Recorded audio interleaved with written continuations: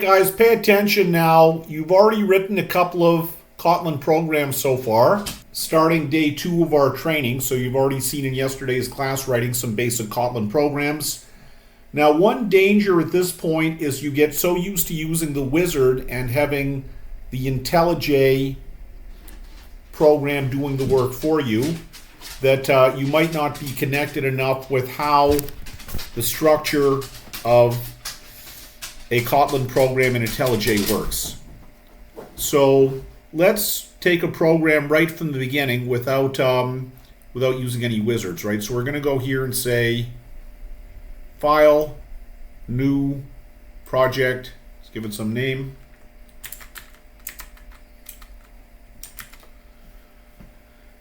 And for right now, do not use add sample code, right? Just no, because we're taking it right from the beginning. So we're just going to have a blank screen to work on.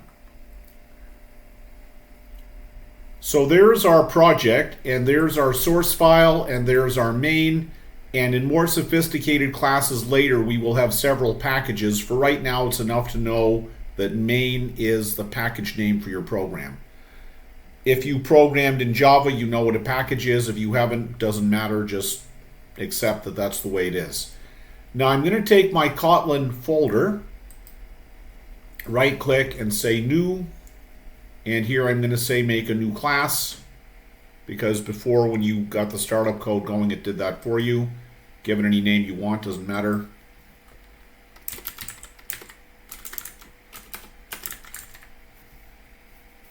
Press enter to accept.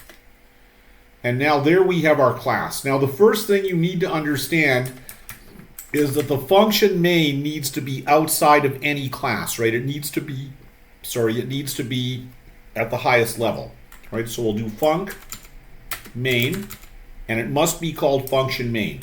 You can have other functions, but the Kotlin compiler is going to be looking for that. And that's actually done in the IntelliJ runtime, in the IntelliJ build file, which we'll study later. The build files are going to be a big deal come Android. So whatever I do now, main is the guy when I run, he kicks the ball, he gets it started. Now I could run this program, and it's a good idea, especially at the beginning, to run frequently, because you might hit a little compile error or something initially. So stamp it out earlier. And it's not doing anything. It ran successfully, but it didn't do anything. So anything you put here now is going to run.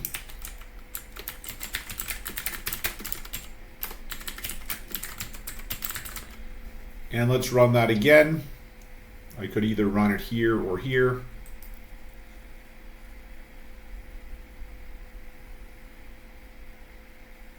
Oh, sorry, that should have been L, not FN. That's my old Pascal days. Pascal was first programming language. And like your first love, your first programming language sticks with you. Here it's print.ln.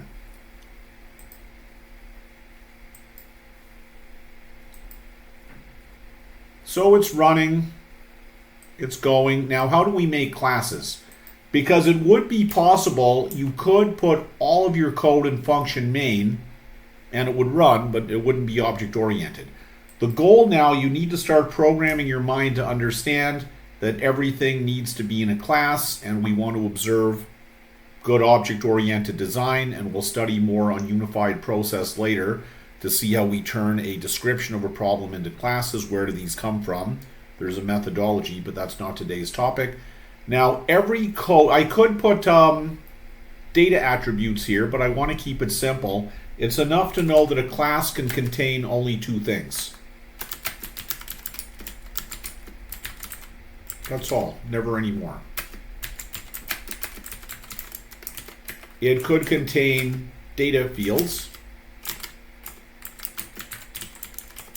and it can contain functions, and functions are the containers, the boxes into which we put code.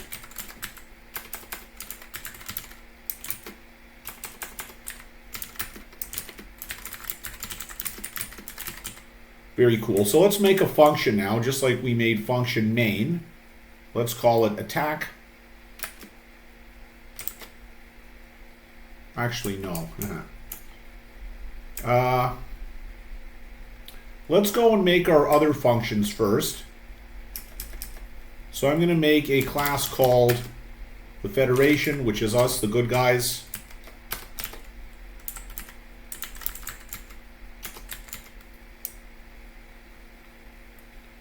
So note the formulation, the class keyword, and then you put the implementation in the squiggly brackets.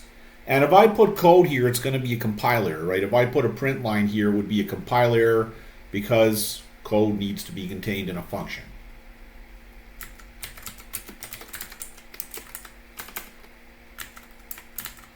Once again, I put the round brackets, and there where you put parameters or arguments or inputs into the function. Get to that later. Just understand and believe me when I say this is the formulation of a function. And here, I'm just going to put a print statement so I have some code to run. And those of you who watch Star Trek will twig onto this, and those of you who don't watch Star Trek need to start, because if you want to work in IT, all the jokes are about Star Trek and you won't get it, so you'll feel left out. Anyway, you're going to start watching Star Trek, start with the original series, and you'll get this.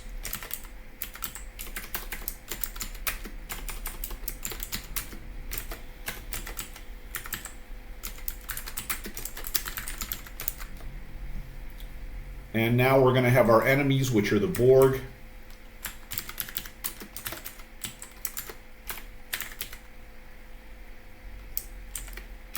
And we're going to give them a function.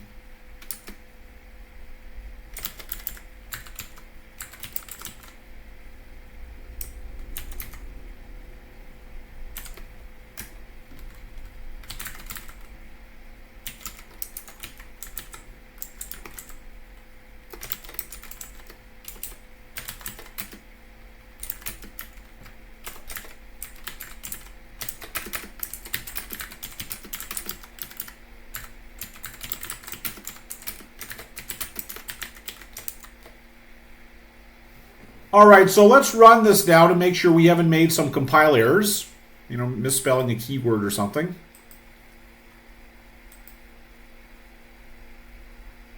All right, pretty good. So it's saying welcome to the battle simulation. Now, we need to start instantiating our classes into objects.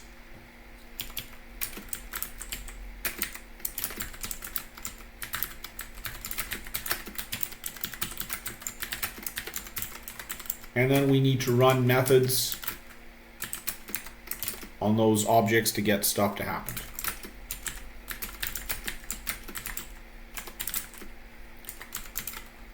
All right, so how do we do that exactly?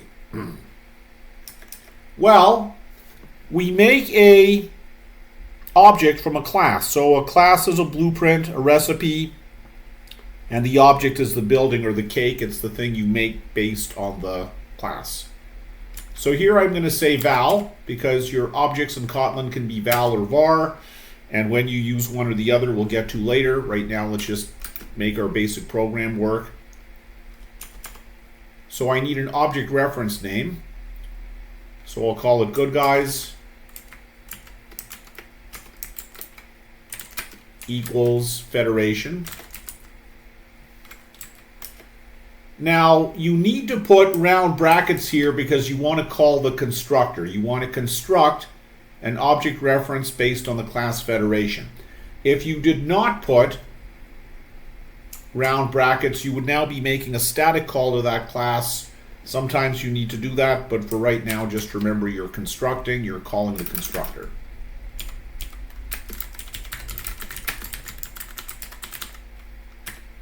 And then let's make one for our enemies, the dreaded Borg.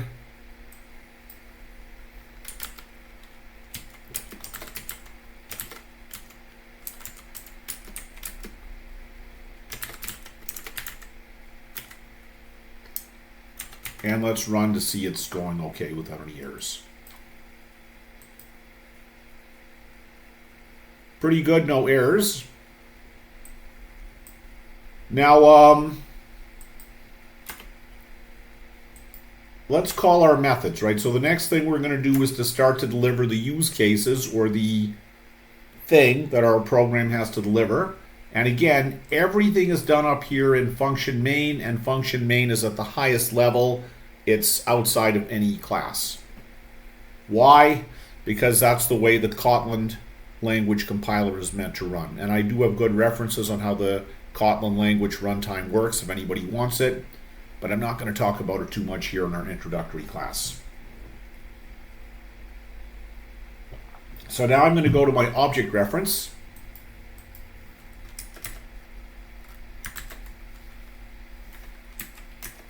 And I'm going to use .accessor notation. And I see there, IntelliJ is giving me code assist. It's telling me methods which are available to be applied to this object reference. So I'll press enter to accept that. And let's try running and see how it's going. Hopefully the Borg haven't attacked us and messed up our program yet. Pretty good. So now it's running, and now the next thing we need to do is get our defenses going up here. In fact, I'll call that red alert.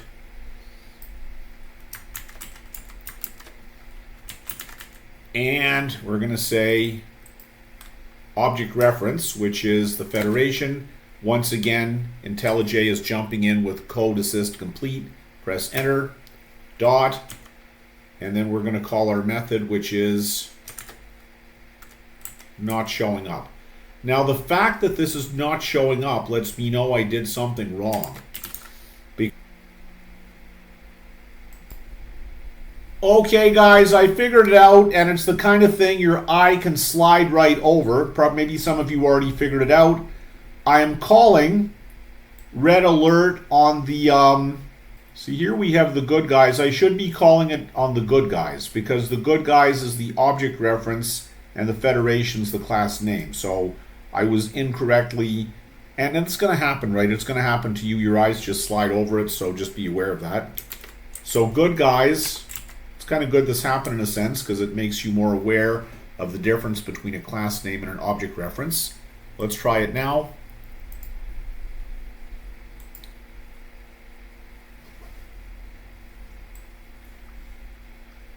And now we're seeing how this very simple program works. So I'm going to wrap this up for now. Just try and get this going, make your own examples, and start making your programs without using the wizard, because it kind of makes you weak in a sense. It makes you not totally aware of what's going on. So make your function main, and then make your classes, and your classes have methods. And then you call methods on the classes to get the requirements, which we call the use cases of the class of the program to work. So get this going, please, and ping me on Slack if you have any questions.